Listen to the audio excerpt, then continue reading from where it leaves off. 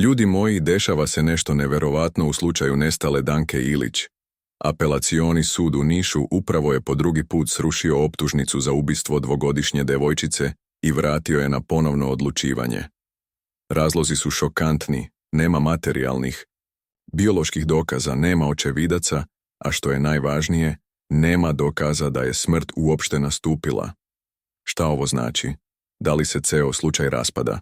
Da li su optuženi osuđeni bez pravih dokaza? Idemo u detalje. Optužnica ponovo odbačena. Nema nijednog konkretnog dokaza. Apelacioni sud u Nišu je doneo odluku kojom se odbacuje rješenje Višeg suda u Zaječaru o potvrđivanju optužnice. Drugim rečima, postupak protiv Dejana Dragijevića, Srđana Jankovića i Radoslava Dragijevića ponovo se vraća na početak, i to ne samo to.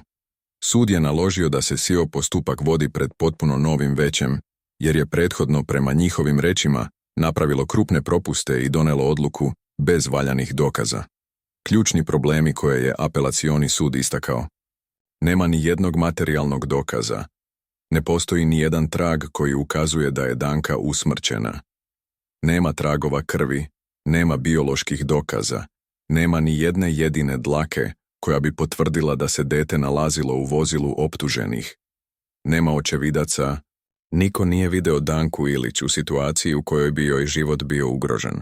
Sve što postoji su pretpostavke i spekulacije. Nema tela deteta. Šta ovo znači? Sud kaže da ne postoje dokazi da je smrt uopšte nastupila. Ako nema tela, nema ni dokaza da je dete ubijeno. Optužnica puna pravnih propusta. Viši. Sud u Zaječaru nije postupio po uputstvima apelacionog suda, već je samo formalno potvrdio optužnicu, bez objašnjenja ključnih dokaza. Šta se sada dešava? Da li je sve ovo bilo uzalud? Ovo nije prvi put da se optužnica vraća na doradu. Već 30. decembra 2024. godine apelacioni sud je već ukinuo prethodno rješenje Višeg suda u Zaječaru, jer je sud prekoračio svoja ovlašćenja i doneo odluku bez jasnih dokaza. I sada, opet ista priča. Sud sada traži od Višeg suda da jasno obrazloži na čemu zasniva tvrdnju da su optuženi izvršili zločin. Gde su dokazi? Gde su tragovi? Gde su svedoci? Na sve ove ključne stvari nema odgovora. A sada, ono što najviše šokira, kako je uopšte došlo do ove optužnice ako nema dokaza? Ako nema tela Danke Ilić, ako nema ni jednog materijalnog dokaza, na osnovu čega su Dejan Dragijević i Srđan Janković optuženi? Da li ovo znači da su možda nevini?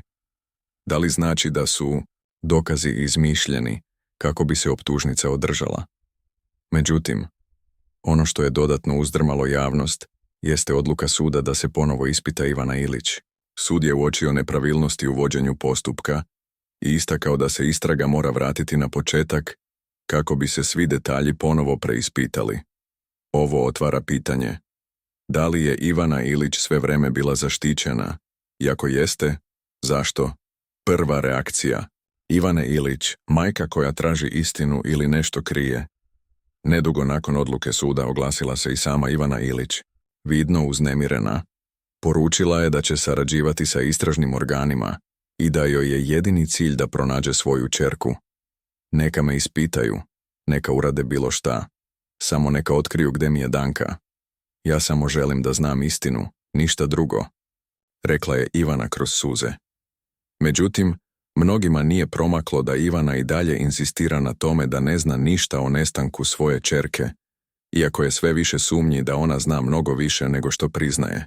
Pojedini pravni stručnjaci smatraju da bi upravo Ivana mogla biti ključni svedok koji bi mogao preokrenuti ceo slučaj. Suđenje pred novim većem. Da li će biti pravde za Danku Ilić? Apelacioni sud sada nalaže da se cela optužnica ponovo razmatra, ali ovog puta pred potpuno novim većem. Drugim rečima, pravosuđe priznaje da je prethodni proces bio pun nepravilnosti. Sud jasno poručuje: Viši sud u Zaječaru mora da objasni koji su to konkretni dokazi koji potvrđuju da su optuženi izvršili zločin. Mora da se objasni kako su došli do zaključka da je Danka ubijena ako za to nema dokaza. Nije dozvoljeno da se pravosudni sistem oslanja na pretpostavke, već na jasne i nedvosmislene dokaze. Da li je ovo početak kraja ovog procesa? Ljudi moji, ovo je ogroman preokret.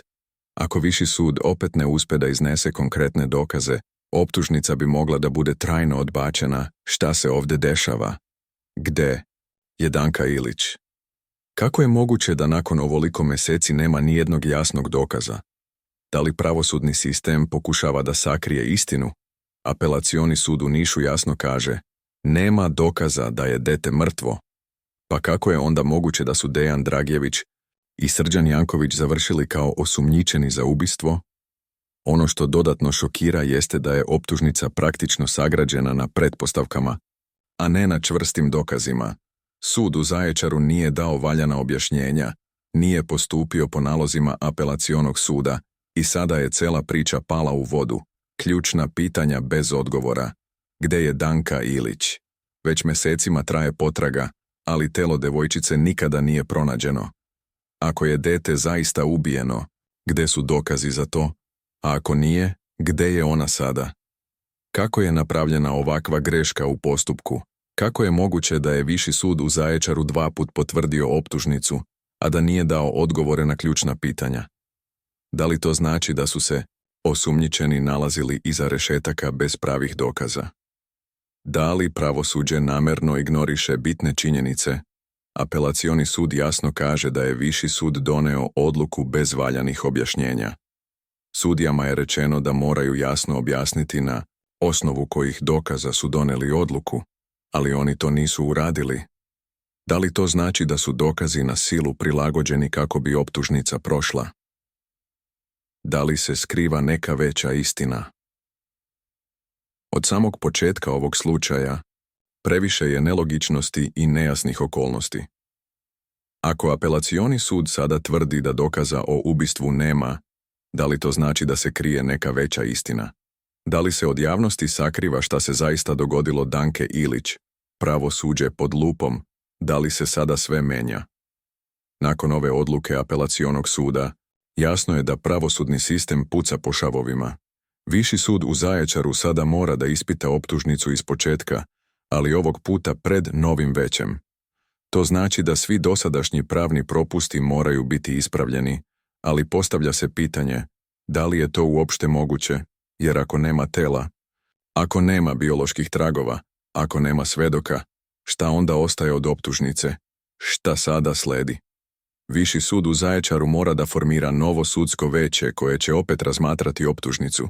Ako ponovo ne nađu konkretne dokaze, cela optužnica može pasti. Ako nema dokaza o smrti Danke Ilić, šta onda ostaje od cele priče? Ljudi moji, ovo je trenutak kada svi moramo postaviti jedno pitanje. Da li nam se sve vreme servirala lažna priča? Sve ove odluke i izjave samo su dodatno pojačale sumnje koje javnost gaji već mjesecima. Da li je moguće da je majka sve vreme znala više nego što je govorila? Da li je neko iz sistema pokušavao da zataška ovaj slučaj? I što je najvažnije, da li će novo ispitivanje Ivane Ilić konačno otkriti šta se zaista desilo sa malom Dankom? Ovaj slučaj je daleko od kraja, a istina je možda bliže nego ikada ranije. Ostanite uz nas kako bismo zajedno pratili svaki naredni korak u borbi za pravdu. Nastavljamo da pratimo svaki detalj, a vi u komentarima recite da li verujete da je Danka zaista ubijena ili se ova priča od početka zasnivala na nečemu što nije istina.